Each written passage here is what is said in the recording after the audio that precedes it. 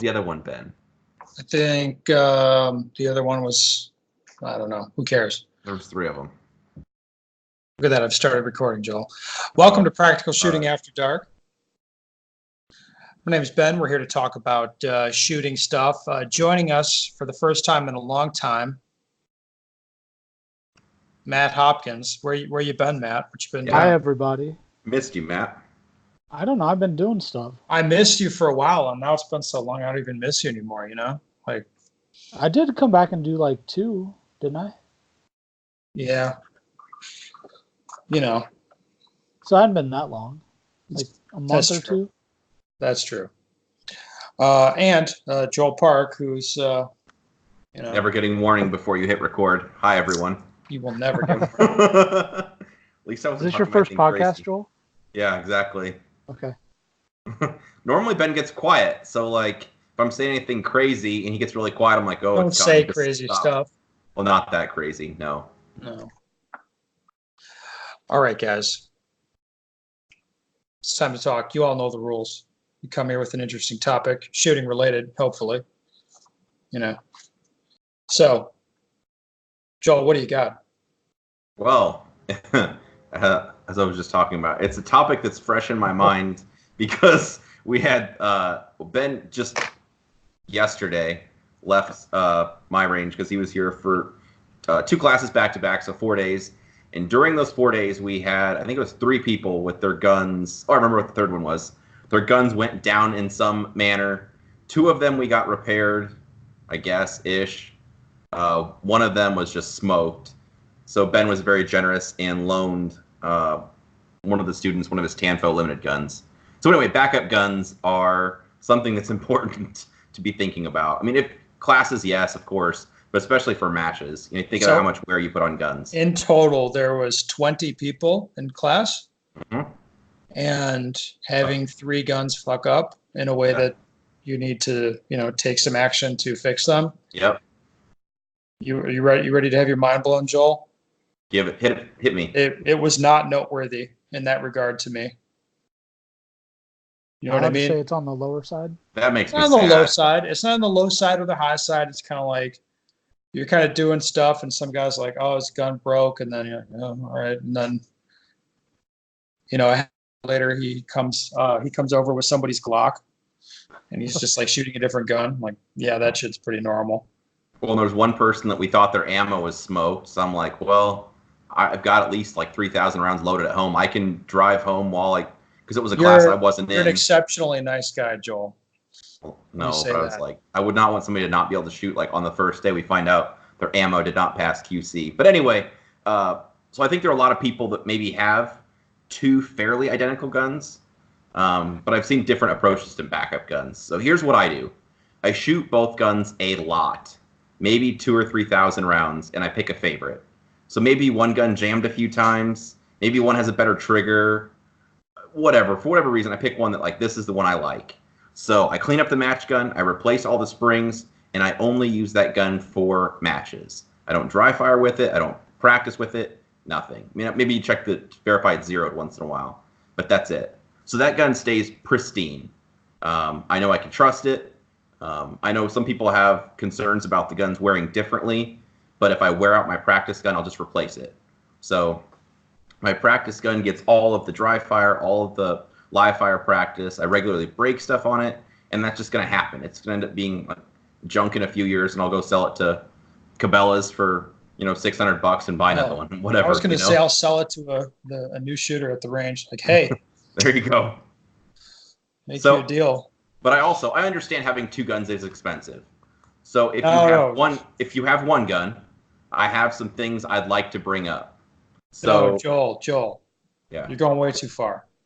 Yes, having 2 guns is expensive, I guess, but that should factor into the purchase price of the one gun you do buy. All right. So don't buy a $5,000 custom built gun if you can buy 2 $2,000 guns that you maybe don't like quite as much, but that at least you have 2 of them. That should play. The rule is, if you're serious enough about this to travel or to take, expensive classes, you should have 2 guns. That's it. Is that fair, Joel? I agree with your statement. Okay. So now you can talk about people that just have one gun. Yes. If you do have just one gun, it is just common sense to research the parts that break. I don't care what you're shooting. There's always something that's going to be a weak point. Like, hey, maybe on the CZ it's a slide stop. Maybe on a Tanfo it's an extractor. Maybe it's a trigger return spring. Or, like mag catch or whatever the gun is. There's always going to be something. So if you just research, you will find out what parts commonly break. You need to have extras of those parts, and you replace them before they break. So, like, you think about an airplane. They replace parts on that airplane before they go out, It's not like, hey, Ben, you're flying across the ocean. Like, yeah, we knew that slide stop was going to go out at some point. Like, it's probably going to break at some point. It's like, hey, Ben, we're over the ocean. The slide stop just broke. Like that's not an acceptable answer. So you're going to throw away perfect. Yeah, you throw away perfectly good parts. Like I pitch all the springs once a year in my match gun. They're probably fine. They probably don't need to be replaced. Altogether, it's like $20. Like, who cares? That way, when I go to a match, I have a peace of mind. Like, hey, this thing's going to work. I've tested it. I know it's good to go. Yeah. So, and you don't want to zero a match because or a $5 trigger return spring that you traveled all the way across the country, and like literally $5 that you saved ruined your match or your class. So yes. So it never ceases to. Well, I'm not too surprised that there's a large population of people that don't shoot their guns enough to understand what's going to break. That doesn't really shock me. Shooting's kind of expensive. But what does never cease to amaze me is the rather large population of people that shoots their guns a lot and ignores or justifies malfunctions or parts breakages, and they don't really understand how their stuff works, even when you watch them. I mean, I watch a lot of people shoot maybe 1,000 rounds or 1,200 rounds over the course of a couple days, and then you'll see stuff like, yeah, that dude has bad magazines. He's always got jams, towards he seats a magazine, shoots a couple shots, has a jam. I've seen him do that like 4 times, and it's like that never clicks for that person that there's something wrong that they should look at, or whatever it is, or they're like racking out stovepipes on occasion, and you're like, his stuff doesn't work, but I can't believe that he's not interested in that and fixing that issue. And even one of them was a case head separation, so it was like that wasn't even negligence. Like, just stuff happens, Yeah, guns just they kind of blow up sometimes. Yeah. So, yeah, be prepared. Well. All right, Mr. Matt. All right, I want to talk about target focus shooting. Ooh. So spicy. Tell me. So interesting thing, like just within the last, I'd say month. You were down here, what, a month ago, Joel? Yeah. Okay, just within the last month, I have actually, I think for the first time ever, shot a stage target focus. Mm-hmm. And I actually saw the bullets, bullet holes appear in the target, and not seeing some portion of the slide. So it was the Iowa table stage again. So super high hit vector stage, super close targets, and kind of railing on them. Mm-hmm. The one thing I did notice, I checked the timer after the fact. Everything was just probably about 5 to 10 hundredths slower than I can shoot. So one of the things I've been thinking about is is it I slowed down enough and that's where I can actually see that? Because that's not my normal practice pace or anything. Or is it just the new gun? I'm not sure. But I duplicated it again today in practice on that same sort of array and distance and target difficulty. So nice. So are you just doing what have we learned, Matt? Range? Would you do it for farther range shooting too, or no, I mean it's kind of just happening. It's not like I'm saying I'm going to shoot target focus on these targets. Mm-hmm. It's just just happening during the shooting that I'm getting away with it. I don't know. It's just something that has just recently happened after a long time of shooting. Yeah. And I'm waiting for the punchline. I mean, there is no punchline. I'm not going to say awesome. Was it amazing? It was just kind of eye-opening, So it's something you'd like to see happen more, right? I don't know. I think it's just going to happen. He hasn't decided yet. Okay. I don't think I'm going to be able to say I'm going to do that forever now. It just doesn't make sense. But I think like seeing it more and kind of doing it, just kind of another like tool, or maybe I can see something there and try it further distances, something like that. But I'm not gonna like rely on that for a match or like in a match or anything right now. Which gun are you shooting now? P10. You're Palmer. still on that P10 life? Yeah. Palmer 2019. Right. Do you think that changes anything? I don't know why it would, but I'm curious. I don't think it would. I'm shooting higher round count practice sessions and shooting more right now than I ever have before because of the changeover and trying to learn it. I think that might have something to do with it. I'm putting a lot of rounds downrange right now. Are you good now? Are you getting good? I'm not good, but I'm shooting a lot. Okay, fair enough. Fair enough. So there's no punchline or nothing. It's kind of like this is just an observation of what I've seen. It's kind of neat to see. Do you think you can do it at longer ranges? No idea yet. I haven't even like tried to do it yet. Did you feel fast when you did it? It didn't feel fast, no. But it felt a little slower. Yeah, it was fast. Yeah. And it's the second time I've done it on 2 stages in a match. And then in practice today and yesterday, I actually saw it quite a bit. So it's the targets within 10 yards and targets that are not spaced out very far from each other. So what exactly are you seeing? I'm just like, I'm drawing, bringing the gun up and just seeing holes appear in the target. Like you're not perceiving the gun at all or the sights or anything? No, nothing, not at all. That is interesting. Like not even seeing the arms or anything. So it's kind of like I'm looking over the top of the gun, but I'm not. I mean, I could, I guess, but I'm still hitting the target fine. Looking over the top of the gun generally induces high hits. No, I'm not getting any of that. I don't know. It's just interesting to see, and it's good to like be able to duplicate it in practice, because I thought like it was a one-off thing. But I do know I do slow down like maybe 5/100ths of on a split or transition or whatever. But overall, it's like an equal time and hit factor and stuff. So. Okay. Well, fair enough, sir. Yeah. All right. Well, I want to talk about the guns that I shot with Joel for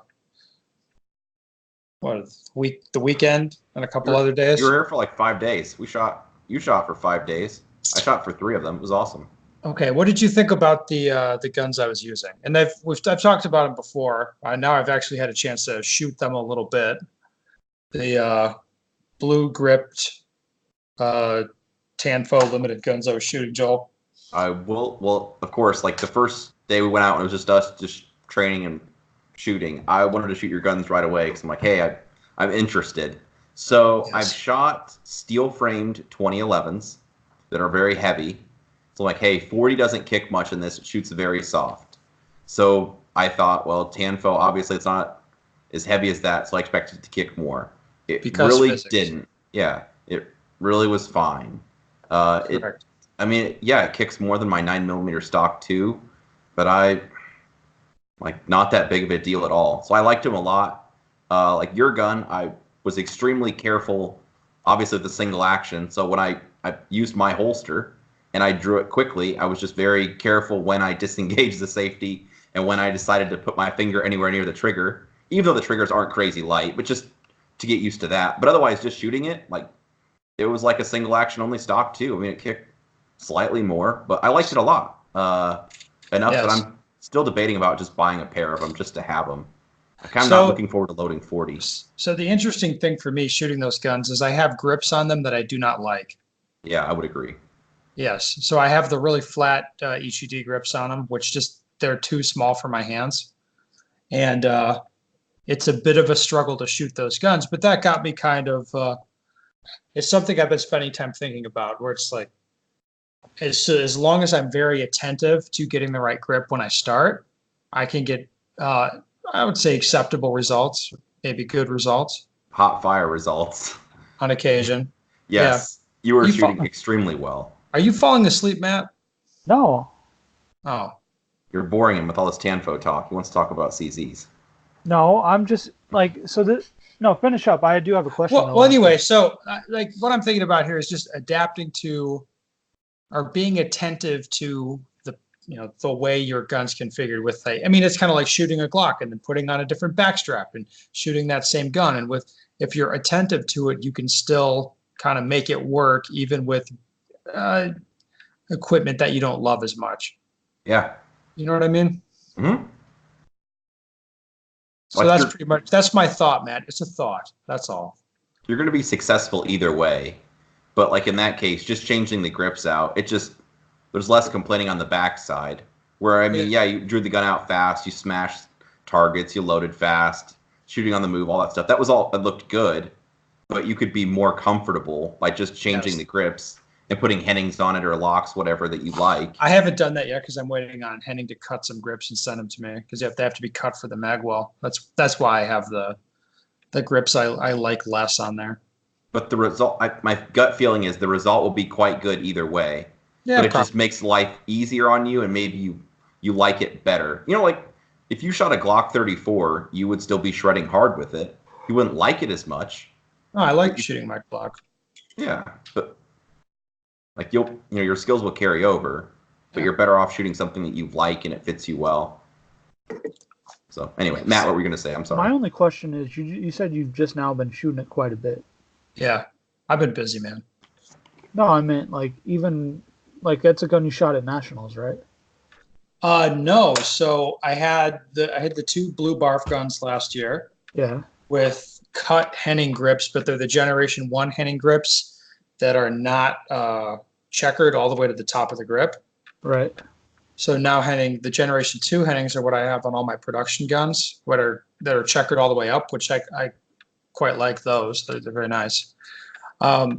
And then I got two new 40 caliber guns this year that have EGD grips that came on them from the factory magwells. I've decided I like the shorter magwell that comes on it. Okay, yeah, no, that makes sense. I don't like the big long magwells. I thought these were the same guns from last year. Okay, that was my only question. The other thing that I really liked about those, I didn't realize. Well, you posted a video on Training Group about how finicky, like how you have to pack the mags carefully. But I like the fact I was maybe making a big deal out of that. It's just like no, you have to be careful. I understand. Go ahead, sorry. Yeah, the big thing is if you shoot production and you're dropping your mags on the ground all day long. Like I did not own a mag brush until maybe 2 years ago. I did not own one. I did not use one. A mag brush was not a thing I had in my possession. So going from that to shooting, just the way the rules work is where you're limited to the length of the magazine, and then people put in flat followers and different springs and extended base pads.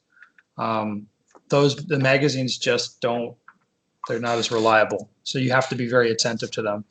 Now, I haven't had any problems at a match, but I pay attention to it. I like the fact those mags are so cheap, though, compared to like $150 magazine that you have to tune or mess with. It's like, or like the CZ, the same deal. Yeah. I had the same issue with finicky mags when I was shooting carry optics. So, well, I mean, that's just the nature anytime you add that extra bullshit. Yes. I would so vastly prefer, like for carry optics, if they just made it the capacity 15 rounds instead of the length, like the magazines just run better. There's less nonsense. I really don't like that. But they're never going to like reduce capacity now. We're stuck at 140 forever. I don't think they're going to do anything different than what they're doing. Put it that way. Yeah. All right. Good. So very nice discussion, boys. Let's move on to a question because I know how much you guys like that.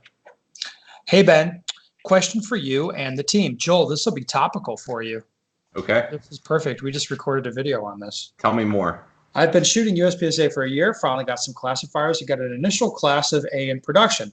I have some of your books, and I'm a PSTG member. Live fire once weekly, 400 rounds, dry fire probably 5 days a week for now. I'm currently building a house, and I'm fortunate enough to have land to be able to shoot on. After settling in, I could shoot as often as I want. My question is, how should I utilize the opportunity and modify my training? As much live fire as possible and ditch dry fire altogether unless it's raining? Question mark. I know most people base their dry live fire training around tight schedules, but what if you had the chance to shoot every day? Thanks. I love it. Put me in, coach. I got some stuff to say. Yeah, go. Fire away, Joel. When you live fire, the gun's going off and all this noise, you lose the benefit of noticing some stuff that you would see when you dry fire. So when Ben was down here visiting me, staying with me, one of the videos I wanted him to record for training group, we were talking about which by the way we did record. Yeah, and will be posted. And but we also recorded. Joel was a very helpful cameraman. Joel recorded 3.5 hours of footage, Matt, of classes. So he basically recorded the interesting bits of each of the classes I did.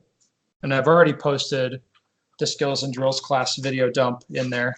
And nice. The fundamentals video dump will be up before people hear this, I think. Yeah. So for skills and drills, you'll watch Ben do the demos, like what to watch out for, kind of a deal, and then like I don't know if you call it like the lecture, but the explanation for stuff. And then in skills and fundamentals, that I was just helping like repair the targets and move props around and stuff. I recorded like some of the students getting feedback, like kind of coaching on what things to work on, and then all Ben's demos and setting up drills. So that'll be good. So anyway, back to what we were talking about. When I'm at the range and I'm live firing, I will actually stop and unload my gun and dry fire things. Or maybe before I go hot, I will put a full magazine in the gun so it has the normal weight, and I will dry fire what I'm going to do or something that I'm worried about or I'm not sure what I'm doing on, because when the gun's going off and you have ammo in it, you can't always detect everything. So for instance, maybe I'm not stopping on a target during transition that I should be, or maybe I'm shooting. Then I'm like, man, I'm getting low hits, and then I do some dry fire. I'm like, oh, I'm pushing down on the gun. I can just tell that, you get that little bit of a flinch without ammo in it, or maybe the way you're entering or exiting a position, you don't need ammo for that. So I do think dry fire is very important still. One of my main things that I really love for dry fire, well, there's a lot of things, but is transitions without pressing the trigger. So you just move the gun from spot to spot, and you're looking for precision. And if you had ammo, you just draw the gun, I look to somewhere, I bring the gun there, I don't muscle it. And if I had ammo in the gun and I was shooting, well, maybe I didn't hit the target. Maybe I pressed down on the gun. Maybe it was a trigger press. Maybe I didn't move the gun to the right spot. Who knows? But there are a lot of skills that I think you need to develop in dry fire. Well, I would say even if you don't need to develop them in dry fire, they should be. It's the most efficient way to do it. So I've got a couple things to say. Every time you pull the trigger live, if it's on your own property, let's say you walk out your back door and you're shooting, that's brass you're going to want to pick up. You have to pace targets. You have to set targets out. You have to make sure you put on hearing protection before you do it. You will put wear and tear on your gun, which is not a huge deal, but all of those things add up. Whereas dry fire, you can do more repetitions for less effort. It's just the way it is. So certain skills like drawing your gun and working on ingraining, ingraining the grip that you want to get to, working on reloads. And working on how about ingraining movement? So if you have somebody like, hey, I want to stay lower when I move, or get set up better. Once you figure out that you want to do that, you really don't need to shoot a lot of rounds to ingrain it. You can just do it with dry movement, as an example. So that's something to think about. Some skills are just it's more efficient to learn them without shooting. The other thing is I meet a lot of people and I go to a lot of places. That's a good way of putting it. And some of the places I go to and some of the people I meet, there is zero restriction on how much ammo they shoot. And when I say zero, I mean it's not a financial consideration. It's not a time consideration. It's almost like you can walk out your back door and shoot for free. I mean, there's just some people in life, for one reason or another, are set up that way. And most of those people, I would say, hey, do this and this dry fire. You don't need to live fire that. And it's almost like their access to so much live shooting is counterproductive in some ways, because if you can shoot live all the time, you want to shoot live all the time, even when it's not necessarily the smart thing to do. Does that make sense? Makes total sense. Yeah. The other thing I was going to go ahead. Sorry. Yeah. Sorry. The other thing I was going to say is, I want to say his name. A friend of mine, like a very, very strong shooter, has access to a range behind his house. And I was like, oh, that sounds awesome. And one of the things he said is that it became less special because he could just shoot every day. And so now maybe I drive to the range, like a 20-minute drive from my place. So when I get there, it's like, hey, I'm at the range. I'm focused. I've got this ammo I want to shoot. I want to work on these skills. And he's like, at first he didn't really, now he's since learned his lesson, but he said at first it was like you could just go out and shoot every day. So it's like, go out, make some noise, shoot, maybe work on something. Maybe he's just shooting. And it wasn't as special because it wasn't like, a trip to the range, time he had to set aside. He could just load the mags on his belt, go out, clang away, and then go back inside and do something else. So I think the level of focus needs to be there. I kind of agree with Joel on that. I think I could see where if I had a range to shoot on, like out my back door, life would just get taken over, and then it'd be like, well, I could go run down there in an hour. Then something else comes up. Like, you got to, plan to get to the range. Like, 45 minutes there and back is quite a bit of time, so you have to plan for it. You try to go there and make good use of your time. Yeah, I mean, I'm one of the people that it's under certain conditions, I can shoot a lot if I want to. So let's say I'm at home for 2 weeks. Going to the range is no problem. I have ammo, have guns, that's all set. And some days I just have to stop myself. Be like, no, you need to work on this and this. And the best way to do this is dry fire. You don't need to spend any time driving to the range, worrying about brass, knowing that every round you fire is another round you're going to have to replace in some way. And you have to buy more or load more. And even though, that's not necessarily a problem, it's just another, like, every time you shoot, you're just stacking up more work you have to do to keep shooting. Mm-hmm. And if you can cut that out, like, that's not a bad thing.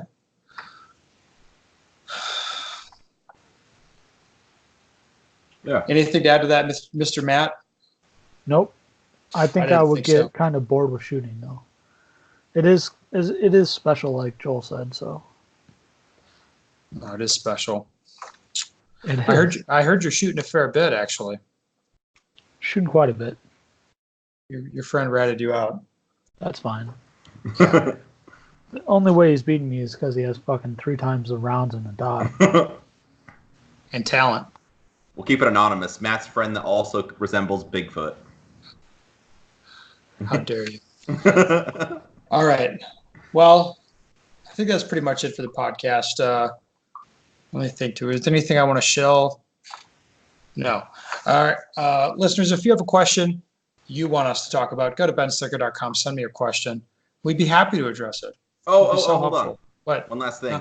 Ben said he would cut his hair for $2,000, I think is the price. That's the price I gave you off the cuff. That's going to go up as my hair gets longer. Oh, crap. Well, I was thinking possibly we need to find out if we have enough interest to start, like, GoFundMe, I was thinking. And maybe if, like, everybody put in $2, we could get Ben to cut his hair. Oh, no. No, let's let him grow it out. Just Nobody cares. Every time someone complains, it's just going to keep going. It's just going to get worse. Well, then you wouldn't even wear a hat some days because you knew it was just annoying me to see your those locks of hair. 1,000%. Glorious locks of hair. Oh my goodness. All right. Well, anyway, do the show thing. That was it. Just gauging interest for a GoFundMe to get you to stop looking like a hippie. Oh, it's going to get worse before it gets better. I can promise you that. Since you brought it up, he's never going to cut it now. No.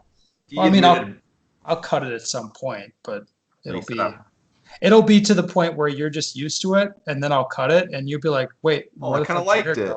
Yeah, you're like, I was used to it. It's going to be great. All right.